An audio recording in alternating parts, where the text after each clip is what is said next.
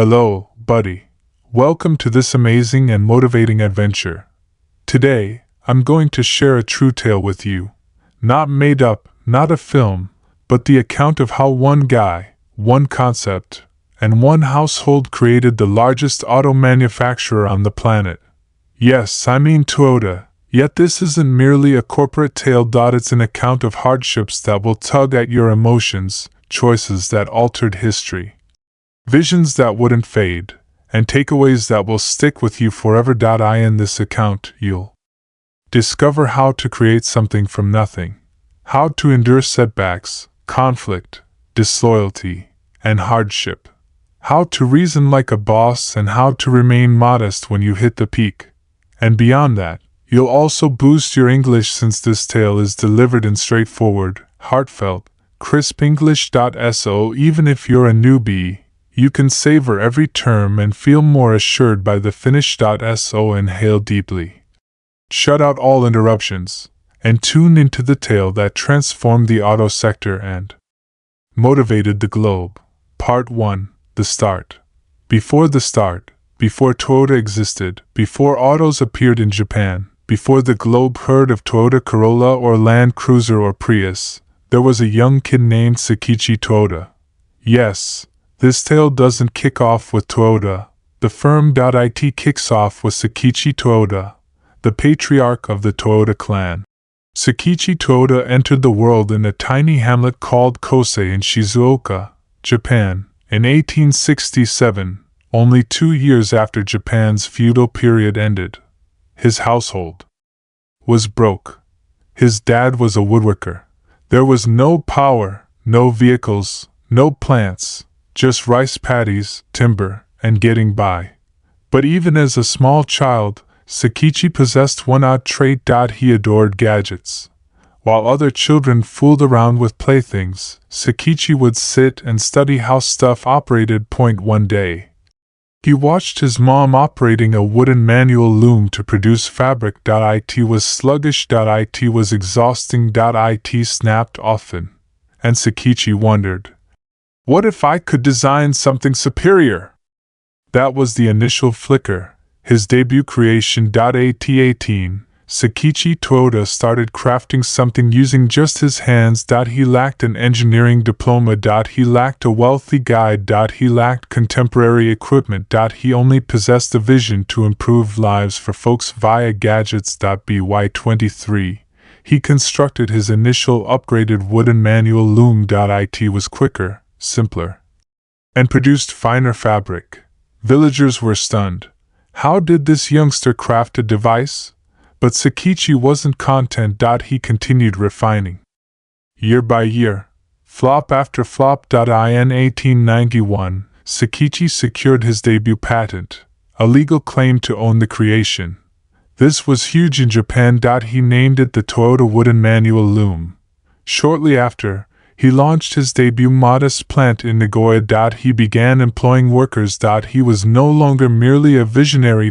He was now a creator, boss, and constructor. By 1906, Sakichi invented something that transformed Japan permanently: the automated power loom. This loom could halt on its own if a thread snapped. Something unheard of before. It conserved hours. It conserved material. It was groundbreaking. And here's a crucial point.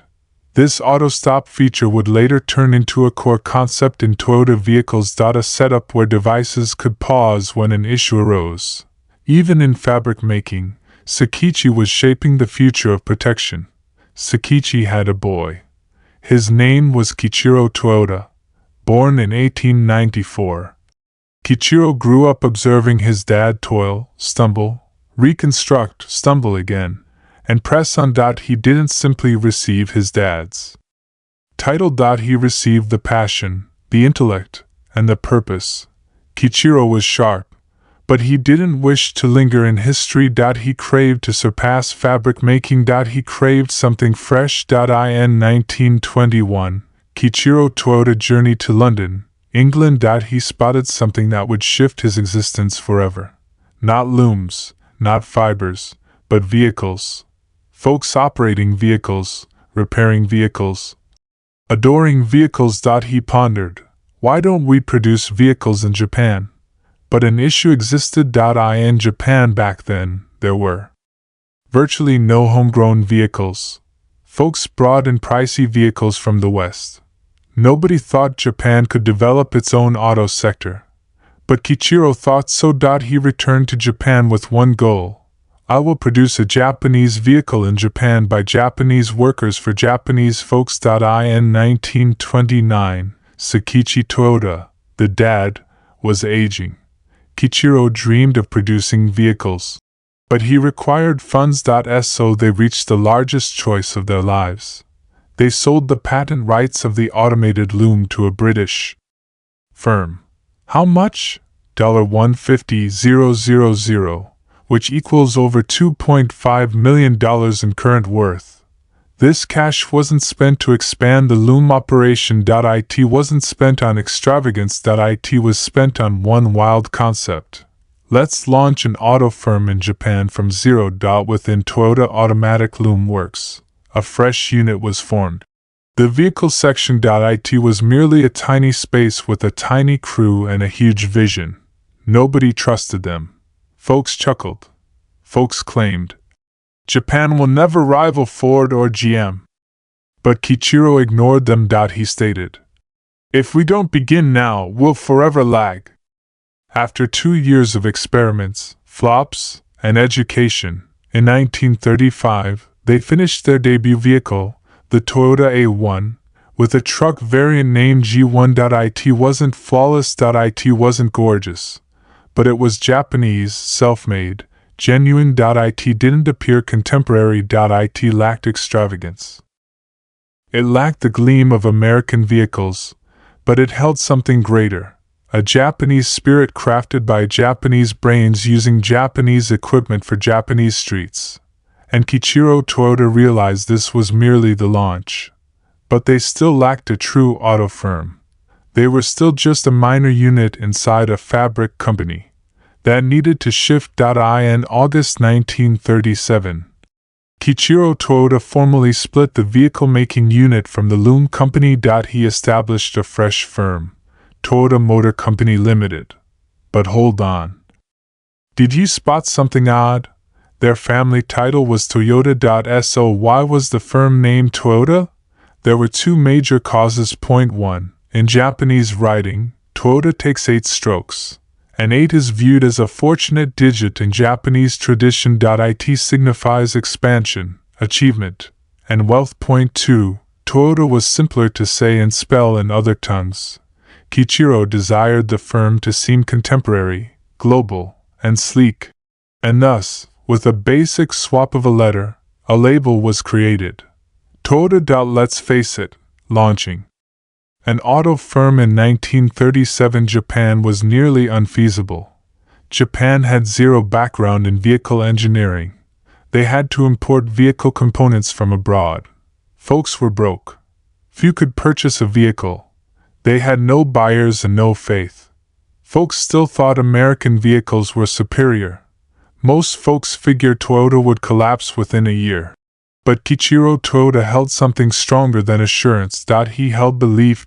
He trusted we don't need to be the greatest immediately. We just need to launch. So they recruited local skilled workers. They trained staff who had never viewed a vehicle motor before. They crafted equipment by hand. They applied trial and error daily. And gradually, piece by piece, motor by motor, the firm started to thrive. Kichiro Toyoda now reached a massive choice. He would construct Toyota's debut dedicated vehicle plant in Kuromo, Aichi Prefecture. This was beyond just a structure. It was an emblem of faith. A faith that Japan could stand on its own tires. This facility would later become the Toyota base in the city, now renamed Toyota City, to honor the firm. Now, here's something revolutionary. To endure and rival, Toyota required a method to produce vehicles without squandering hours, cash, or room. So, Kichiro launched a fresh concept, just-in-time production. What did it involve? Don't hoard too many components. Only produce or fetch what you require when you require it. This cuts waste, conserves cash, and boosts pace. This setup would later become the Toyota production system, imitated by firms worldwide. It's not just about vehicles. It's about effectiveness, order, and honor for hours. But right when Toyota was learning to stroll, the globe began to crumble. In 1939, World War II started. By 1941, Japan joined the conflict. Everything shifted. Toyota was compelled to halt producing vehicles for folks. They had to begin producing military trucks and rides for conflict. Supplies were scarce. Rubber and steel were tough to locate. Bombings and ruin were everywhere. And yet Toyota persisted, even with terror, even with disorder. They produced trucks with only one headlamp to conserve steel. They produced rides with wooden components because rubber wasn't obtainable. It wasn't about earnings. It was about enduring. In August 1945, the atomic bombs fell on Hiroshima and Nagasaki. Japan gave up. The conflict ended. The nation was wrecked. And Toyota, it was nearly gone. Their plants were harmed. Their staff were unemployed. The authorities halted funding auto firms. Folks were hungry. Who required a vehicle? For many firms, this was the finish. But for Toyota, it was the launch of their genuine trial. Toyota attempted to reconstruct. They developed a tiny vehicle called the SA, a small household ride. They also began working on buses and trucks to earn revenue. But the firm was bleeding cash quickly, extremely quickly. By 1949, Toyota was in debt. They couldn't cover wages. They had to loan cash from banks just to remain afloat. That year, Toyota produced only 300 trucks. Compare that to Ford or GM, who produced hundreds of thousands. Everyone claimed Toyota is done. They had a vision, but it's finished. And then this was the bleakest point in Toyota's past. In early 1950, the firm was compelled to reach a tough choice. They dismissed 1,600 staff, around 25% of the firm. The staff were furious. There were walkouts, demonstrations, and departures. The vision was trembling. And Kiichiro Toyota, the creator, the visionary, he faulted himself. He felt he had let down his dad's heritage. He felt he had let down his crew. He stated, "If my choices cause suffering to my folks, I must resign." And so he did. In June 1950, Kiichiro Toyota stepped down as president of Toyota. Just months later, he passed from a stroke. He was only 57 years old. He never witnessed what his vision would turn into. But his vision was not gone. This is where true icons are forged, not in triumph, but in defeat, suffering, and grief. Toyota was shattered. Its creator was lost. Japan was in shambles. But something still burned inside that firm. A trust that we don't halt here. Part 2. The rebound nobody trusted. After Kiichiro Toyota's passing, Toyota was like a vessel without a skipper. There was no obvious guidance. Spirits were down. Folks didn't know if they'd have work next month. The Japanese market was still smashed from the conflict. But one thing still burned. The title Toyota still signified something. It represented perseverance, order, and dignity, even in defeat. And gradually, a few folks inside the firm refused to let it perish. One of those folks was Eiji Toyota, Kiichiro Toyota's cousin. Who was Eiji Toyota? Eiji Toyota wasn't noisy. He wasn't well known, but he was clever, calculated, and fixated on enhancement. He entered Toyota in the early 1930s and had collaborated tightly with Kiichiro. Now, he accepted the unfeasible task: revive Toyota, whatever it takes. But how? The firm had no cash. They couldn't rival American vehicles. Japan's streets were awful, and buyers had lost faith. They required something drastic, and oddly it arrived from their past foe, America. In June 1950, just months after Kiichiro's passing, something startling occurred. The Korean War kicked off. The United States required thousands of trucks and rides to transport troops and gear through Korea. They looked to Japan, the nearest provider, and guess who secured the deal? Toyota. Abruptly, this fading firm had a rescue line. They were tasked to deliver over 5,000 military trucks for the U.S. Army. This deal delivered millions of dollars in funds. And more crucially, it offered Toyota a shot to restart. Picture that. A conflict wrecked them, and now a conflict was rescuing them. Toyota swiftly planned and constructed sturdy military trucks with solid frames, off-road wheels, and basic mechanics. No extravagance, just dependability. The U.S. forces adored the trucks. They were rugged, lasting, and simple to repair. This point delivered Toyota funds, expertise, and regard, and within the firm, something was shifting. AG Toyota understood if we want to rival Ford or GM, we can't merely imitate them. We have to craft something superior. And to achieve that, he had to examine the finest. So he took a daring step. In 1950, AG Toyota toured Ford Motor Company in the U.S. AG Toyota toured the Ford plant in Detroit, Michigan, the center of the worldwide auto empire. At that time, Ford was churning out 8,000 vehicles daily. Toyota was producing under 100 vehicles monthly. But AG didn't feel tiny. He felt inquisitive. He strolled through the Ford assembly lines, jotted notes, watched systems, and thought, how can we achieve this with less cash, fewer workers, and superior quality? He returned to Japan with a basic concept that would alter history. AG Toyota and engineer Taichi Ono gathered and stated, let's craft a setup that removes waste. Let's craft vehicles that don't fail. Let's make production clever, not just rapid. And together, they developed the renowned Toyota Production System, TPS. It held two primary rules. Point 1. Just in time. Don't store massive inventory. Fetch what you require when you require it in the precise amount. This conserved room, cash, and hours. Point 2. Jidoka.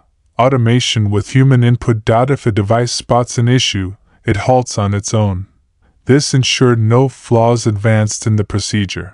Every staffer had the authority to halt the production line if they noticed an error. In most firms, staff were instructed, keep moving. At Toyota, they were instructed, halt it, repair it, then proceed. This setup made Toyota quicker, sharper, and superior to anyone else without requiring billions of dollars. After reconstructing the plant, after revamping the procedure, after gaining from defeat, Toyota launched its debut true passenger vehicle in 1955, Toyota Crown. This was a daring step. Until now, Toyota had mainly produced trucks, buses, and basic rides. The Crown was unique. Cozy, smooth motor, planned for Japanese streets, and most crucially, entirely made in Japan. The Crown was an emblem of honor. For the debut time, middle-class Japanese households could possess a vehicle that felt dependable, contemporary, and honorable. Toyota made another massive step. They chose to penetrate the U.S. market. Picture that, a tiny Japanese firm attempting to vend vehicles in America, the home of Ford, GM, and vast highways. Folks chuckled. They claimed, nobody will purchase a Japanese vehicle in America. But Toyota ignored them. In 1957, they established their debut American base in Hollywood, California, and shipped the Toyota Crown to the U.S. But an issue arose. The Toyota Crown flopped badly in the U.S. Why? It was too sluggish for American highways. It overheated fast. It didn't match American preferences. Mechanics didn't know how to fix it. Sales were awful. But Toyota didn't surrender. Rather than quitting, they stated, let's gain. Let's enhance. And that attitude would soon reshape everything. Back home, something incredible was unfolding. Japan's market was rebounding. More folks had work. Streets were enhancing. Households craved affordable vehicles. Toyota concentrated on low-cost, high-quality rides, and sales soared. By 1962, Toyota had produced its 1 millionth ride. That's correct. From near insolvency in 1950 to 1 million rides by 1962. This was the strength of Kaizen, the Japanese term for ongoing enhancement. Toyota was still not a major worldwide firm. They had no popular vehicles in America. Folks still claim Japanese vehicles are tiny, sluggish, and fragile. And that's when Toyota chose, we need to craft a vehicle for the entire globe. A vehicle that is affordable, dependable, and unbeatable. And so they started planning an icon. Eiji Toyoda and his crew gathered and posed one query. What type of vehicle does the typical household require? Not a race car, not a luxury ride, not a military truck, but a vehicle that could transport a small household, was inexpensive to upkeep, used less gas, could endure for decades, was simple to repair anywhere globally.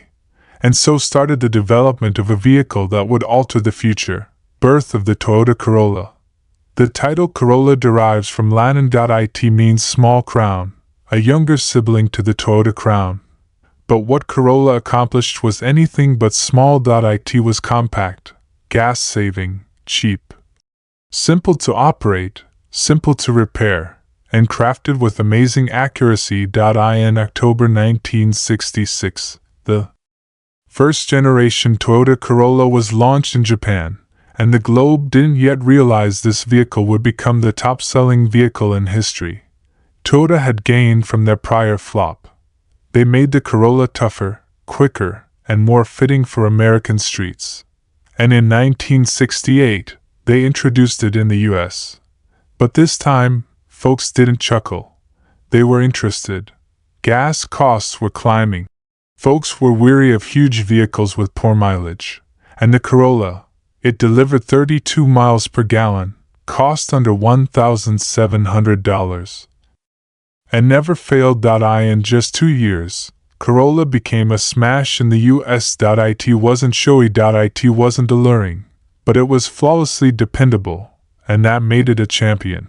With Corolla's triumph, Toyota's earnings grew rapidly. 1965, under $1 billion revenue. 1970, over $3 billion. 1975.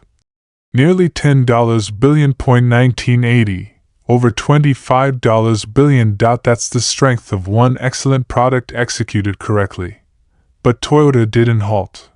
Between 1966 and 1980, Toyota launched multiple fresh Corolla versions, enhanced gas savings, enhanced suspension, brakes, safety elements, constructed more production facilities, concentrated on ongoing enhancement, Kaizen, added quality checks at every stage, launched Toyota Hiace, Toyota Celica, Toyota Land Cruiser upgrades.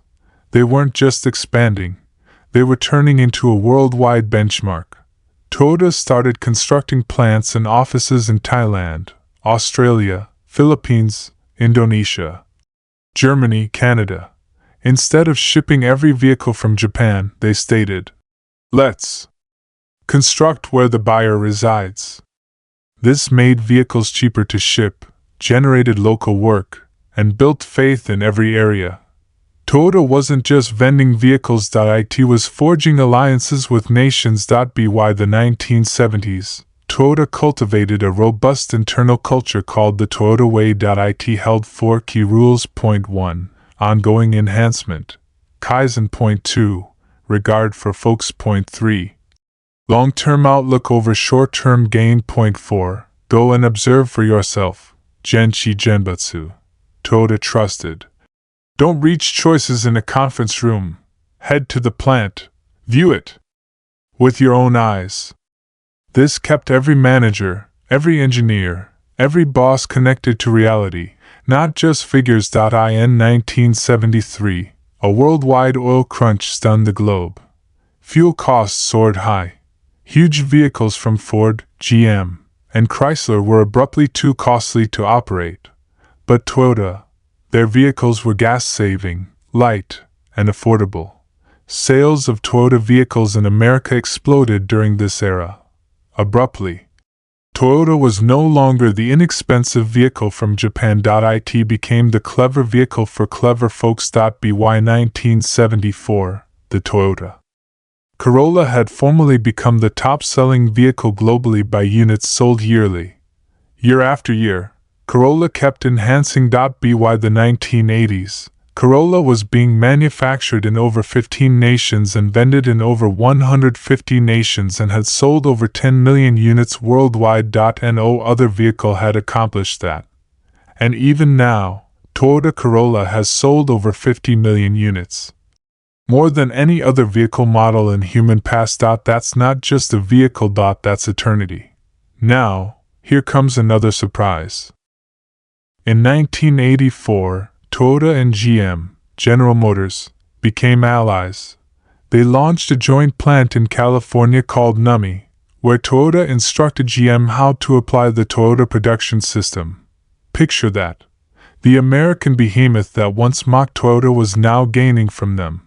This alliance aided Toyota localize its activities, grasp the U.S. market better, and employ American staff to construct Japanese vehicles on American ground. It was a smart step. By the late 1980s, Toyota was vending millions of rides in North America, surpassing many American labels, recognized for quality, dependability, and resale worth, earning huge loyalty from buyers.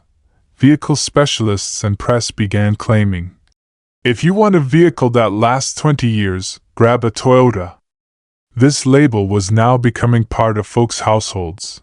Part 3. The Lexus risk and Toyota's climb to the summit of the globe. The Corolla became the top-selling vehicle globally.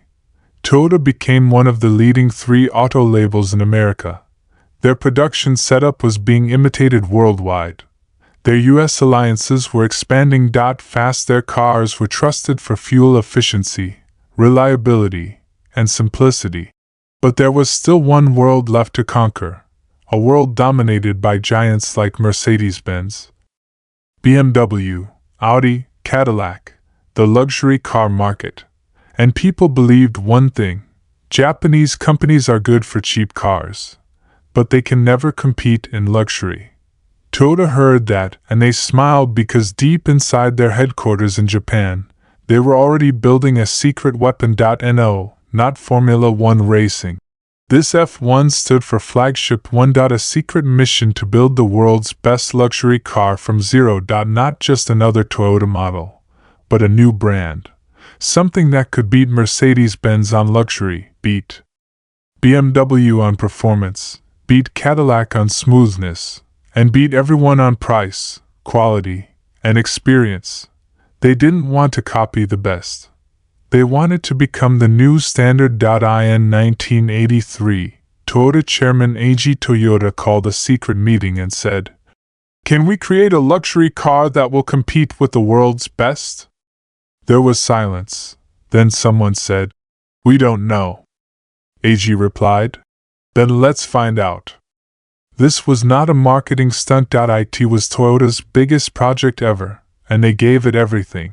Over 1,400 engineers, over 2,000 technicians, $1 billion budget in the 1980s, 450 prototypes, over 2 million test miles. No shortcuts, no recycling parts from other Toyotas. They started from a blank page. This wasn't just about making a car. It was about challenging perfection. Examples: engineers tested doors opening and closing over 20,000 times. They designed a new engine from scratch, quiet, smooth, powerful. They tested wind noise using Japanese bullet train tunnels. They tuned the sound system with professional musicians. They tested the car in Arctic cold, African heat, and American highways. Every screw, every seat, every light was tested for perfection. This wasn't a car anymore. It was a statement. But there was one big problem. They couldn't launch this as Toyota. Why? Because even though people respected Toyota, they didn't see it as luxury. So Toyota did something brilliant. They created a completely new brand with no name, no history, no legacy, only performance. After 6 years of development, the car was ready. Toyota named the new brand Lexus. A name that sounded modern, futuristic, clean, elegant. Some say it came from the words luxury plus elegance plus us, United States. And the car, it was called the Lexus LS400. It was a four-door sedan. But not just any sedan. It had a V8 engine with 250 horsepower, a 0 to 60 miles per hour time of 8.5 seconds, near zero cabin noise, automatic tilt steering, memory seats, an advanced anti-lock braking system, and perfect suspension that felt like flying. And the price? Only $35,000. Compare that to a Mercedes S-Class, which cost $60,000 plus and was louder, heavier, and less fuel efficient. The moment arrived. Car magazines and auto journalists lined up to test the Lexus. And what happened? They were blown away. Headlines said, "Lexus changes everything. Luxury will never be the same. The Japanese have arrived." And they were serious. People couldn't believe this car was Toyota's creation. Sales exploded. That's a huge number for a luxury brand with zero history. It beat BMW. It beat Mercedes. And it shocked Detroit. In its very first year, Lexus became the #1 luxury import brand in America. In just 2 years, Lexus was outselling BMW, Audi, Jaguar, Cadillac in some regions. And Toyota proved the world wrong. Again, Toyota didn't stop with one car. They released Lexus ES Affordable Luxury, Lexus RX Luxury SUV, Lexus SC Sports Coupe, Lexus LX Off-Road Luxury. And in every country they entered, they gave the same experience. Top-quality dealerships, white-glove service, silence, comfort, durability, and cars that lasted 20-plus years. People were now saying, "Why buy a Mercedes when I can get a better Lexus for less?" Throughout the 1990s, Lexus won Car of the Year awards. Lexus topped reliability rankings, J.D. Power, Consumer Reports. Lexus became a status symbol even in Hollywood. Lexus dominated North America, Australia, and Asia. Celebrities, politicians, athletes, all started driving Lexuses. Toyota had done it. They had built a luxury empire without sacrificing their values, simplicity, reliability, respect for the customer, long-term thinking. By the end of the 1990s, Toyota's total annual revenue crossed $100 billion. They were selling over 5 million vehicles per year. Lexus was leading the luxury category in the U.S. Toyota had factories in over 27 countries. They were exporting to 170-plus countries. They weren't just a car company. Now, Toyota was a global movement. For most companies, this would be the finish line. But for Toyota, this was the starting point of a new race. Because in the 1990s, a new crisis was growing. The world was getting worried. Climate change was becoming real. Air pollution was rising. In big cities, fossil fuels were getting expensive. The world was using too much oil. Scientists warned, "The planet cannot survive if we keep burning gas forever." And Toyota saw the signs. They asked themselves, "If we are the world's biggest car company, shouldn't we also be the most responsible?" In 1993, Toyota began working on a radical idea, a car that would use less gasoline, emit less pollution, be affordable, and still work like a normal car. Not a solar car, not a science experiment, but a car that everyday people could drive and save the planet without even thinking about it. Toyota's engineers created a new type of engine, hybrid. What is a hybrid car? It's a car that has 1. A gasoline engine, 2. An electric motor, 3. A battery that stores energy, 4. A smart computer system that switches between the two. How does it work? When you drive slowly or stop in traffic, the electric motor works. When you need power or speed, the gasoline engine starts. When you brake, the car captures energy and stores it in the battery, called regenerative braking. The car decides when to switch so you don't need to do anything. Result: less gas use, fewer emissions, lower fuel bills, a smoother, quieter ride. It was genius. But it was also risky. No one had ever done this before. When Toyota announced it was building a hybrid car, critics laughed. It's too complicated. It will be too expensive. People won't understand it. Nobody wants electric cars. You're a car company, not an energy company. But Toyota ignored the noise. They remembered the same thing was said about the Corolla, the Camry, the Lexus LS 400. And yet all of those became global icons. So they went ahead, and in 1997, the word Prius means to go before in Latin. And it truly did go before everything. The Toyota Prius was launched first in Japan, and it was a game changer. Fuel efficiency over 50 mpg. Emissions almost zero in city driving. Cost around $20,000. Affordable for families. Design: simple. Aerodynamic, modern. Interior: quiet, smooth, and futuristic. People in Japan were amazed. But Toyota wasn't satisfied. They wanted to bring it to the world. In the year 2000, Toyota launched the Prius in America and Europe. At first, it was slow. People were confused. Is it electric? Do I have to charge it? Will it stop working in winter? Will I get electrocuted? But slowly, people started to understand. Then something magical happened. In the early 2000s, celebrities started buying Priuses. Leonardo DiCaprio, Cameron Diaz, Julia Roberts, Tom Hanks, Brad Pitt. These stars drove the Prius to red carpet events. They talked about saving the planet. They said, "This is the future." And suddenly the Prius became a status symbol. Not for luxury, but for conscience. It was the cool car for smart people. From 2000 to 2010, Prius became one of the fastest growing car models in the world. By the end of 2010, Toyota had sold over 2 million Priuses globally. Prius became the best-selling hybrid car in history. Toyota was saving over 1.5 billion gallons of gasoline per year. Millions of tons of carbon emissions were avoided. Fuel savings for customers reached over 5 billion per year. And, more importantly, every car company started copying Toyota.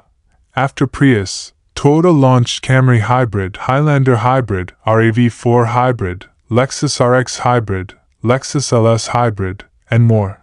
They invested billions into hybrid technology, battery research, and emissions control. They weren't just making green cars, they were building a green philosophy. Toyota set goals for the next decades. 0 emissions from production factories, 100% hybrid or electric lineup by 2050, recycling water, metal, and energy using solar power in plants, promoting sustainability education across Japan. They didn't want to just make cars. They wanted to become a climate leader. In late 2009, a tragedy happened in California, USA. A family driving a Lexus ES350 lost control of their vehicle. The car accelerated on its own. The brakes didn't respond. The car crashed. The entire family died. A 911 call recorded the final seconds. It was heartbreaking. It shocked the nation. This was not just a car crash. This was the beginning of a storm. Soon, more reports came out. Cars accelerating on their own, brakes not working, floor mats getting stuck, electronic problems in hybrids, drivers reporting panic and near-death experiences. The headlines exploded. Is Toyota killing people? World's #1 car maker in big trouble. Recall crisis. Can Toyota be trusted? In less than 60 days, Toyota's brand went from perfect to questioned. People were scared. Governments got involved. Investigations began. And Toyota was silent. But not because they were hiding. They were listening, analyzing, and understanding. Between 2009 and 2010, Toyota recalled over 9 million vehicles across the globe, spent more than $2 billion fixing affected cars, lost over $30 billion in stock value, faced over 300 lawsuits, was investigated by the U.S. Congress, was fined $1.2 billion by the U.S. Department of Justice. It was the biggest recall in automotive history. Toyota's clean image was cracked. Amid the chaos, one man stepped onto the world stage. Akio Toyoda, the grandson of Kiichiro Toyoda, the original founder. He had become president in 2009, just before the storm. He was soft-spoken, humble, and not media-trained. But he was honest, and he did something most CEOs wouldn't do. On February 24, 2010, Akio Toyoda appeared before the U.S. Congress. Live cameras, angry politicians, victims' families in the room. The world was watching, and Akio Toyoda said, "I am deeply sorry for any accident Toyota drivers have experienced. I take full responsibility. I am the grandson of the founder. Toyota has always put the customer first. But in our push for growth, we lost that focus. We are deeply sorry." His voice cracked. His eyes filled with tears. He bowed. It was not a performance. It was pain, real, human, heartbreaking. And in that moment, people saw the soul of Toyota, a company that wasn't hiding, but one that had the courage to apologize in front of the entire world. After the apology, Toyota didn't hide behind lawyers. They went back to work. They created new quality control teams, hired thousands of independent testers, built real-time alert systems inside cars, invested over $5 billion in safety innovation, launched a global training program to reconnect engineers with the Toyota way, slowed down their growth to rebuild their soul. While other companies used scandals to cut corners, Toyota used it to rebuild their identity. By 2012, Toyota had regained public trust. Their new cars were safer, smarter, more responsive, more thoroughly tested, and they introduced even more innovations. Toyota Safety Sense, auto brake, lane assist, radar, hydrogen-powered cars like the Toyota Mirai, electric car development programs, new global platform, TNGA, Toyota new global architecture. Their hybrid sales crossed 10 million units. Their Prius became the world's symbol of sustainability.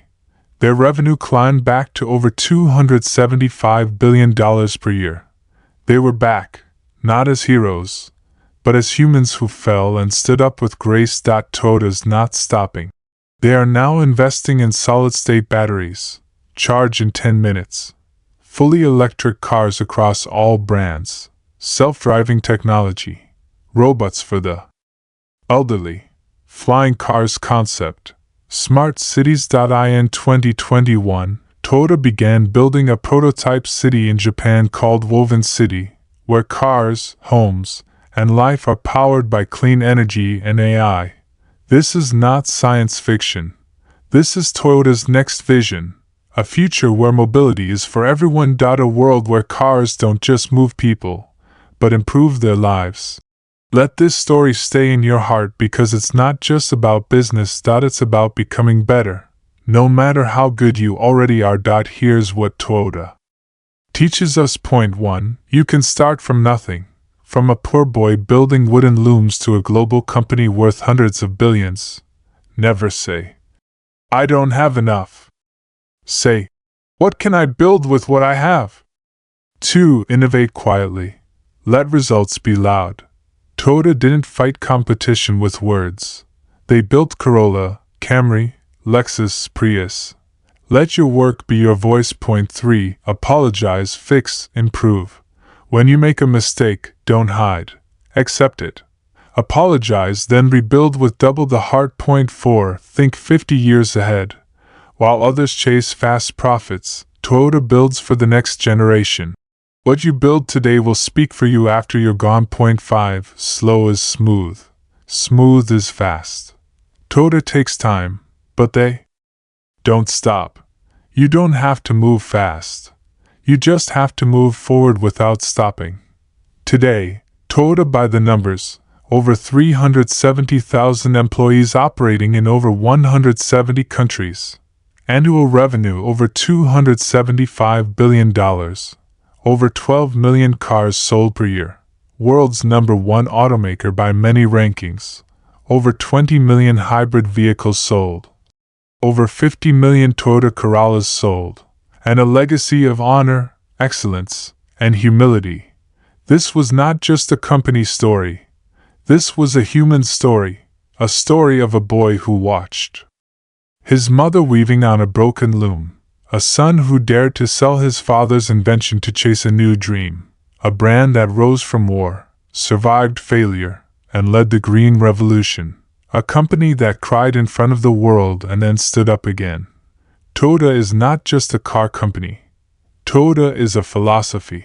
And that's why this is not just the best success story in the world. It's a story that deserves to be remembered forever. If this story inspired you, please subscribe. Please share this with someone who needs hope, motivation, and purpose. And remember, from silence, from failure, from nothing, you can build something that moves the world. Fast.